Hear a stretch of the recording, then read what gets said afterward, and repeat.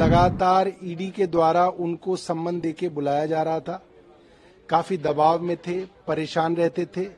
अक्सर कहते थे कि यार मैं जैसे ही एक्टिव होता हूं फोन आ जाता है और फिर से मेरे को वापस आना पड़ता है। हमें राजकुमार आनंद जी से कोई नफरत नहीं है, कोई गिला नहीं है कि वो दबाव में ज्यादा आ गए, वे डर गए और ये दबाव भारतीय जनता पार्टी की ईडी लगातार हमारे लोगों पे डाल रही है। ये बात सबको मालूम है कि नवंबर में उनके यहाँ पे और उनके सहयोगियों के यहाँ छापा पड़ा। 23 घंटे तक ईडी उनके घर में रही, उनसे पूछताछ करती रही। उसके बाद लगातार ईडी के द्वारा उनको सम्मन देके बुलाया जा रहा था। काफी दबाव में थे, परेशान रहते थे। अक्सर कहते थे कि यार मैं जैसे ही एक्टिव होता हूं फोन आ जाता है और फिर से मेरे को वापस आना पड़ता है। मैं ये समझता हूं कि हमें राजकुमार आनंद जी से कोई नफरत नहीं है, कोई गिला नहीं है। सिर्फ ये है कि एक परिवार वाला आदमी है, बच्चे हैं, रिश्तेदार हैं। मुझे लगता है कि वो दबाव में ज्यादा आ गए, वे डर गए और ये दबाव भारतीय जनता पार्टी की ईडी लगातार हमारे लोगों पे डाल रही है।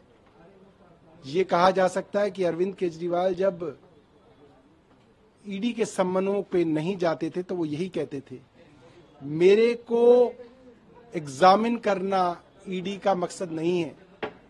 ईडी का मकसद है अरविंद केजरीवाल को किसी भी तरीके से गिरफ्तार किया जाए, उनके पीछे से उनके विधायकों को, उनके लोगों को तोड़ा जाए, पार्टी को खत्म किया जाए और 2 सरकारें दिल्ली और पंजाब की गिराई जाएं। आज वो चीज साबित होती दिख रही है, क्योंकि हमारे कई विधायकों को आप देखते हैं गाहे बेगाहे ईडी, इनकम टैक्स या तो छापे मार रही है उनके यहाँ या उनको बुला रही है। हमारे पार्टी के नेताओं को लगातार जो है दबाव डाला जा रहा है। ये सबके सामने है। मंत्रियों की कॉर्नर मीटिंग होती है, वहां नहीं बुलाया जाता है, कई ऐसे आरोप लगा रहे हैं। अब देखिए, मैं तो इतना ही कह सकता हूं कि आज की तारीख में 2:42 पे संजय सिंह जी का ट्वीट उन्होंने किया है अपने ट्विटर हैंडल से।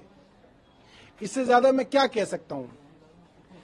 अब तक के इतिहास में मुझे नहीं मालूम दिल्ली में कभी अनरिजर्व्ड सीट पे रिजर्व्ड कैंडिडेट दिया हो। हमने ईस्ट दिल्ली से दलित समाज के कैंडिडेट को उतारा है, ये जानते हुए कि लोग कहेंगे कि ये क्या किया, मगर हमने उतारा है। हमें लगता है कि नहीं, ये पार्टी की एक फिलॉसफी है, उसके ऊपर हम चलेंगे। जितनी भी हमारी स्कूल हैं, अस्पताल हैं, मोहल्ला क्लिनिक है, बस में फ्री यात्रा है, तीर्थ यात्रा है, इन सब का लाभ सबसे ज्यादा अगर किसी को मिलता है तो वंचित समाज को मिलता है, हमारे दलित समाज को मिलता है। पार्टी के हर कार्यालय में, हर मंत्री के दफ्तर में, हर ऑफिस में बाबा साहब अंबेडकर की तस्वीर लगाई जाती है। यहां तक कि पाठ्यक्रम के अंदर हमने बाबा साहब अंबेडकर की से जुड़ी हुई बातों को डाला है। इससे ज्यादा क्या हो सकता है। आप देखिए, उनको एक स्क्रिप्ट दी गई, प्रेस कॉन्फ्रेंस में वो पढ़ रहे हैं वो पर्चा। अब वो जिस पर्चे में जो लिखा है वो बेचारे वही पढ़ेंगे, उनके पास और कोई चारा नहीं।